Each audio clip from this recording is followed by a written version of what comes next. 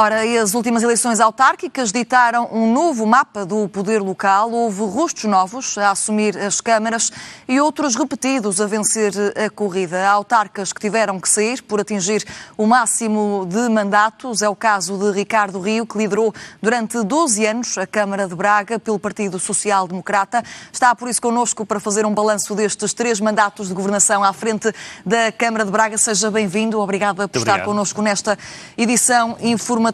Ao fim destes 12 anos, sai de consciência tranquila de um trabalho cumprido? Sim, antes de mais, muito obrigado pelo convite. De consciência tranquila, com sentimento de dever cumprido, de concretização de muitos dos objetivos a que nos fomos propondo em cada um dos mandatos, do projeto de transformação que nós preconizávamos para a cidade de Braga, que julgávamos que era absolutamente premente quando fui eleito pela primeira vez em 2013, e hoje temos uma realidade diferente, temos uma realidade de uma cidade mais qualificada, mais moderna, mais dinâmica em diversas áreas, com políticas públicas mais ao encontro das necessidades dos cidadãos, e isso, obviamente, só me pode deixar satisfeito. Há relativamente poucos dias acabou por referir até nas redes sociais que tinha cumprido 86% do programa eleitoral que apresentou para este derradeiro mandato. O que é que ficou a faltar? Já agora só dizer que,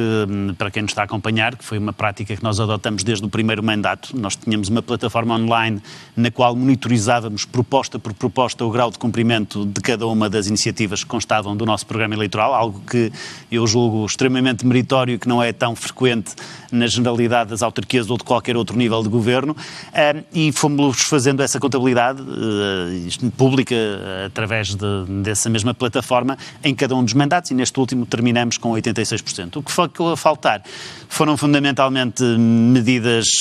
avulsas, no caso concreto a alienação do estádio municipal, a concretização da reabilitação do estádio 1º de Maio, algumas soluções do ponto de vista das medidas que tínhamos preconizado em termos, por exemplo, da certificação de qualidade da área do urbanismo, que acabou também por não avançar, e depois coisas muito pontuais, eram quase 300 medidas que constavam desse mesmo programa, divididas por diversas áreas, relacionadas também com 13 estratos temporais, a retificação de assuntos relativos ao passado, concretizar alguns desafios também do presente e preparar a cidade para o futuro, e em cada uma dessas áreas houve depois medidas pontuais que não foram concretizadas, mas que eu diria que não são significativas naquilo que é o contexto global dos objetivos que tínhamos traçado. Podemos dizer que, por exemplo, na cultura, deixou aqui uma obra com relevância, aliás, contribuiu aqui também para que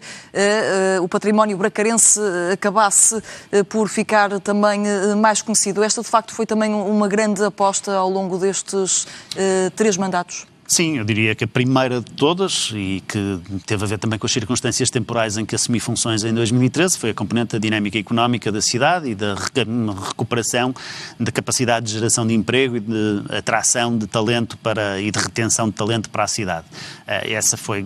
obviamente, plenamente superada pelo facto de Braga se transformar na cidade que mais cresceu em termos populacionais nos últimos anos. A componente cultural ficou muito associada a esta, porque o tipo de pessoas que nós quisemos atrair eram pessoas mais qualificadas, mais exigentes, com, obviamente, ambições também de acesso a serviços culturais mais diferenciados, uma oferta cultural também mais capaz, e isso levou-nos, ao longo dos anos, a investir muito numa estratégia de desenvolvimento cultural para a cidade, salvaguarda também do nosso património, juntando aqui esta dimensão histórica com esses mesmos desafios para o futuro, e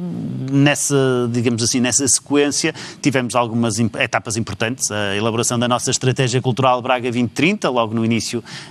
da década, depois a nossa candidatura bem-sucedida à Cidade Criativa da Unesco na área das Media Arts, uma candidatura que eu diria que foi bem-sucedida, apesar do resultado final não ser o que nós pretendíamos de Braga à Capital Europeia da Cultura, em que acabamos por ficar nos finalistas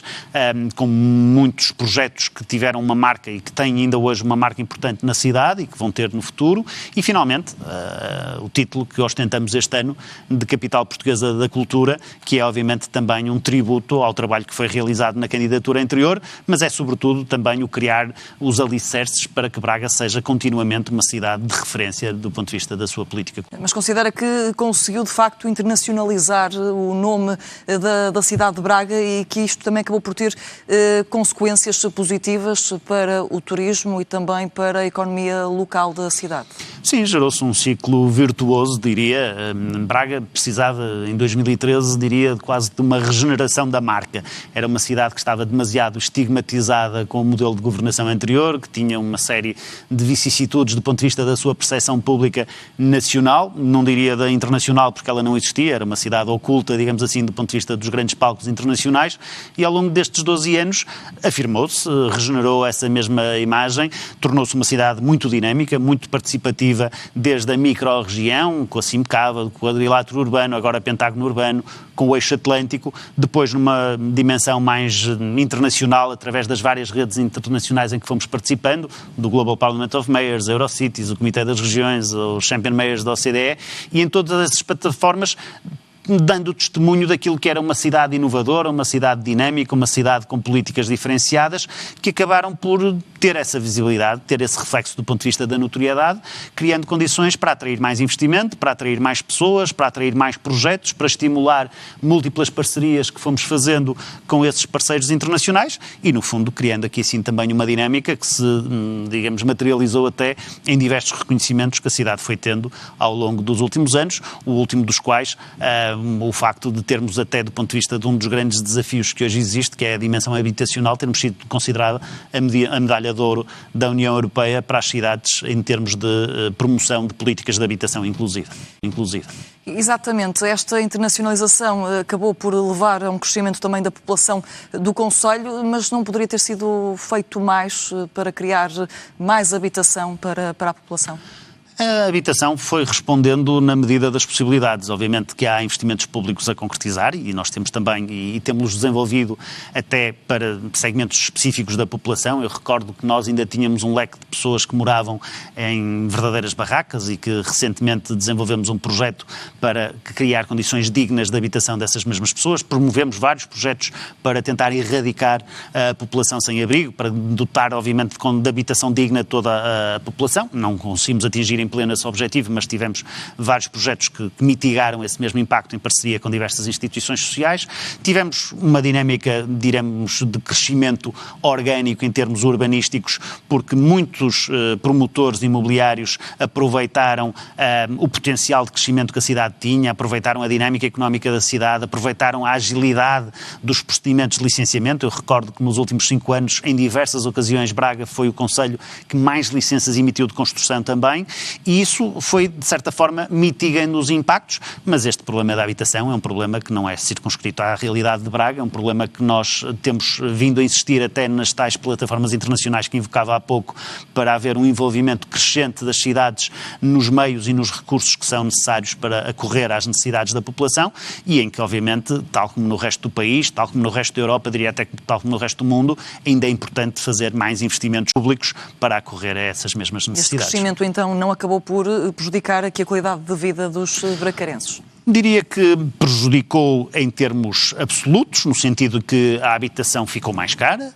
na cidade de Braga, como em praticamente todos os outros concelhos a nível nacional e internacional. Em termos comparativos, não ficou tão mais cara como noutros concelhos e daí que nós continuamos a ser competitivos. Braga é uma cidade que tem um custo de habitação menor do que muitas das cidades da sua envolvente, menor do que as outras grandes cidades do país com as quais nos podemos comparar, desde logo na área metropolitana do Porto, e isso faz com que as pessoas, tendo que suportar um custo mais alto, ainda assim prefiram fixar-se em Braga, porque esse custo é menor e porque a qualidade de vida, porventura, é superior. Naquilo que diz respeito a infraestruturas, por exemplo, o caso dos troços em falta da variante do Cávado, que eram fundamentais para desviar do centro de Braga também o tráfego que vem do norte, estas obras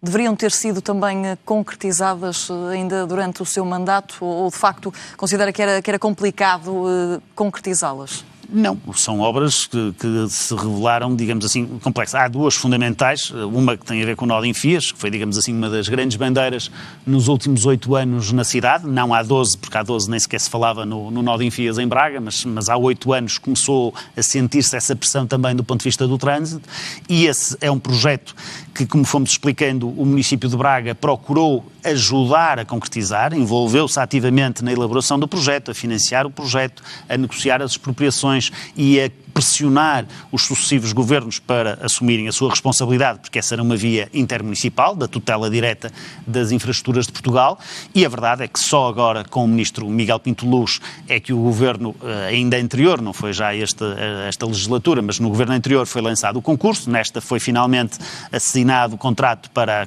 construção da obra, e portanto é um projeto que vai avançar seguramente nas próximas semanas e que vai resolver uma parte do problema. Quanto à variante do Cávado, que é uma variante importante, porque ao nó de Enfias e ao centro da cidade acorrem muitas viaturas que não deveriam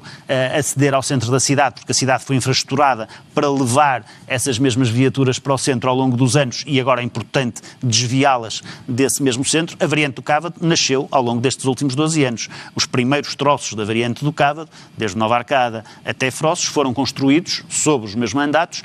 durante estes 12 anos. Falta agora a ligação de Frossos até Ferreiros e aquilo que temos vindo a fazer ao longo dos últimos anos é insistir para que a Infraestruturas de Portugal e o Ministério das Infraestruturas possam assumir a responsabilidade dessa via, porque ela tem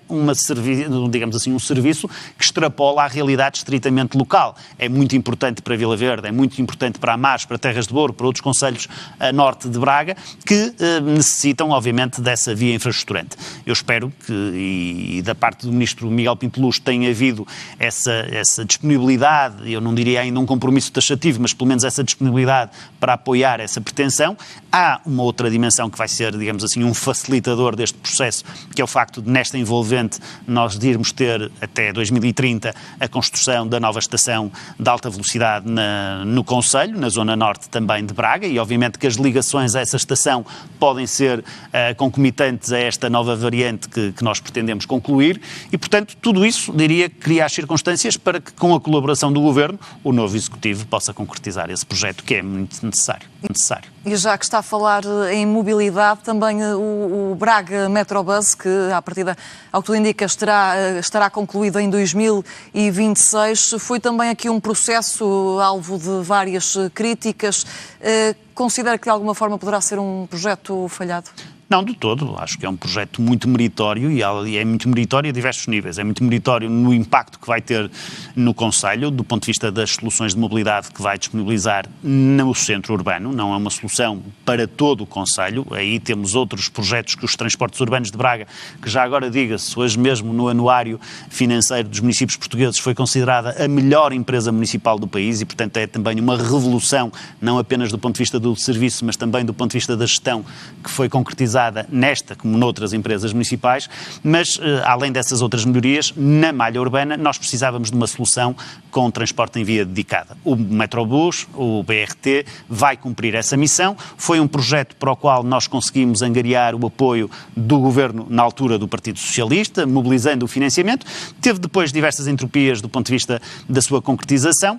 Tivemos que adiar uma das linhas que se iria inicialmente materializar também até 2026, mas o projeto é um projeto de 4 linhas, é um projeto de rede de Metrobus que se vai desenvolver no concelho, vai impactar seguramente do ponto de vista da mobilidade e vai criar uma alternativa muito qualificada. Eu acho que esta polémica recente que se verificou em período pré-eleitoral é fruto da época. É obviamente também digamos assim, um ato de incoerência de algumas das forças políticas, é um ato de oportunismo por parte de outras e eu, acima de tudo, aquilo que tenho que enaltecer é o sentido de responsabilidade, desde logo do Presidente eleito e da sua equipa, que nunca fraquejaram, digamos, no compromisso e digamos assim, na assunção da pretensão de concretizar este projeto que agora está em fase clara de velocidade cruzeiro. Já estamos na reta final desta entrevista, mas queria também questionar-lhe porque tem falado da questão do poder local, chegou aliás a referir que Portugal olha para o poder local como o parente pobre da democracia. O que é que continua a faltar fazer de facto